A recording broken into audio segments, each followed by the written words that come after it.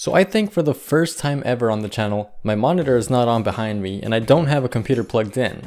No worries, this video is computer related. Actually, this box that you see right here, it's a computer case from Gamdias. This is the Gamdias Talos E1 and we're gonna take a look at it on this channel. Now this thing, I could already tell it's meant for like a mini beast. Not Mr. Beast, a mini beast gaming PC, if you know what I mean. You know, a PC with high-end specifications in a little package. Because this may be a small case, but it definitely is not one to step on. So we're gonna assemble something in it. It's not gonna be too high-end. I mean, it's gonna be more of a budget gaming PC, but inside this thing, it's gonna look great. But for the future, I am planning on building a pretty good PC inside of this case. So that should be fun. So quickly, before we get into the actual build, and before I tell you guys what I think of this case, let's go over some specifications to see what we should expect, and what this case has to offer, of course. So it's composed of plastic and tempered glass. Now most mini ITX cases would be considered as, you know, budget cases, so they probably have an acrylic side panel which is not that good compared to tempered glass. Oh, you'll see the difference, it's a major one. So this has some tempered glass which looks very good. It's a mini tower, it supports mini ITX and micro ATX. It has a front window and a side one. So this may be a mini tower, but it supports a very good 240mm radiator in the front. It gives you options. Now fan support, you could basically put whatever you want. There's a lot of options here. So in the front, you could have two 120mm fans or two 140mm fans.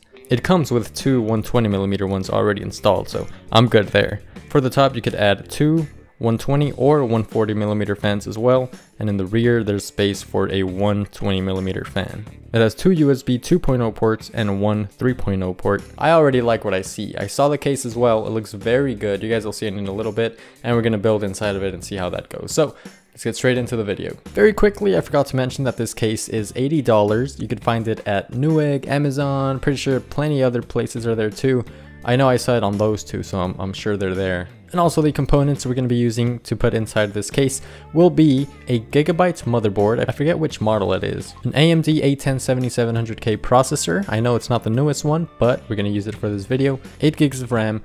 An Asus GTX 1050 Ti, 4GB overclocked I think. 1TB hard drive and a Rosewell 400-watt power supply. I'm going to be installing some fans too, but I forget the brand. They're like really budget fans. Alright, now let's go into the actual build.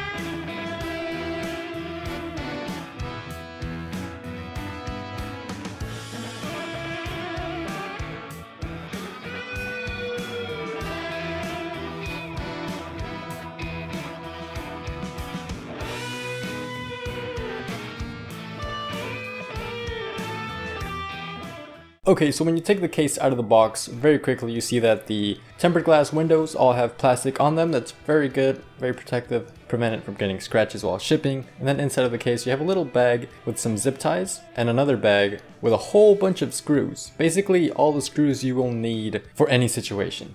If you're mounting a radiator with fans, you get those long screws. You get all the screws for the motherboard, for the hard drive, anything, it's there. It even comes with a little cloth so you could wipe down the tempered glass panel in case it gets dirty, which is very nice of them. And right off the bat, I could tell this thing is good looking. Even before I start building, even before the lighting, this is a good looking case. It looks really nice. Very good quality.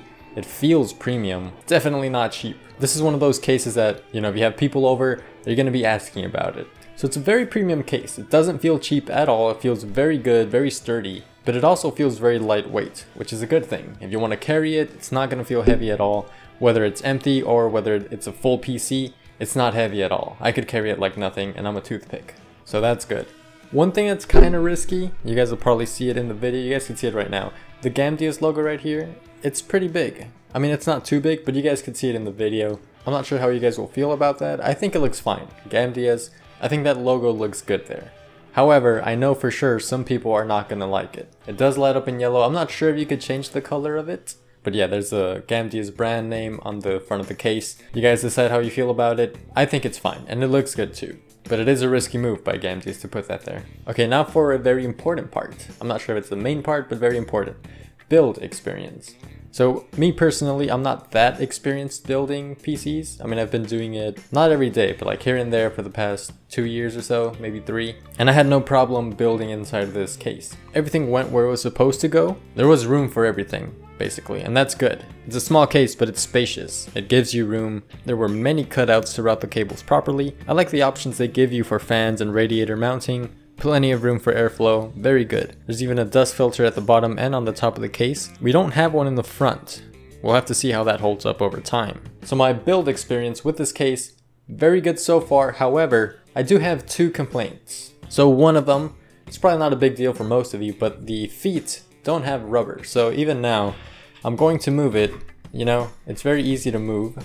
So, you know, I'm not sure if you would, you know, bump it by accident and then make it slide, but just know that it'll move. It could be a good thing or a bad thing, depending on you. If you want to move it with ease, then just slide it to the side, it's perfectly fine. However, I would prefer to have, you know, some rubber, some friction. But anyway, it depends on you. And the other thing, so, okay, this is what really frustrated me. So I don't have a modular power supply, and the room for cable management on this case, it's very small. Although there are many cutouts for zip ties, for routing the cables and stuff, that's good. But even with that, I found it very hard to manage the cables. I mean, there is a hard drive bay, you know, basement or whatever you want to call it, but I have a hard drive in there and you can't really, you know, hide cables in there like you would in many ATX cases. So you can't really hide cables. If you want to have them all in the back and none in the front so they're not visible, it's going to be very hard, especially hiding those Molex and SATA connectors if you're not using them. It's going to be very hard. And even now that I did my best to manage the cables, the side panel doesn't close perfectly. I mean, it closes and I have the thumb screws in there, but you can see that it's a little bit bent, like it wants to open. If I take off the thumb screws and remove the side panel, it's going to come out like nothing because the cables are there and it doesn't close all the way. I spent a good 2 hours trying to manage the cables until I finally just gave up and just did it the best way I could. I'm using a Rosewell 400 watt power supply. It's a very good power supply with sleeved cables, black cables, but it's not modular. So if you don't have a modular power supply, you're gonna have to hide all those cables. If you have a modular one, then you can just remove the ones you're not using, make it so much easier. But I understand that those could be a little bit more expensive. But that's really my only complaint. I mean, the feet one depends on you. I would prefer to have some rubber, you know, more friction, more resistance, but it's really not that big of a deal. If you look at the case, it looks really good. The Rgb fans in the front, they're very quiet. They're virtually silent. They don't make any noise at all. Lighting is great. You could, there's a little button on top here. You could actually change the color of the lights with a push. And there it is. It has a few lighting effects, a few colors too. It looked really good. I just like having the rainbow effect here. It looks good. I'm looking at it on the view here. It looks pretty good. I have a GTX 1050 Ti in here. A pretty old processor. It's like from 2014, 2013. And it could play games still pretty well. Not the most expensive, but it could work. So what do I think of the case? I think it's a very good case. Besides those 2 complaints that I had, it's basically a perfect case. I really like the side panel. I really like how it opens. It looks really good, very modern. It'll definitely catch people's attention. If you have an LED strip inside, and then with the options for mounting a radiator, I kind of want to build a very high-end PC in this because I mean, it's a very good case. So I would definitely recommend it. But like I said, make sure you're getting a modular power supply so you won't have to deal with all of those cables. If you have that, then you have yourself a great case. It looks great, very good for airflow.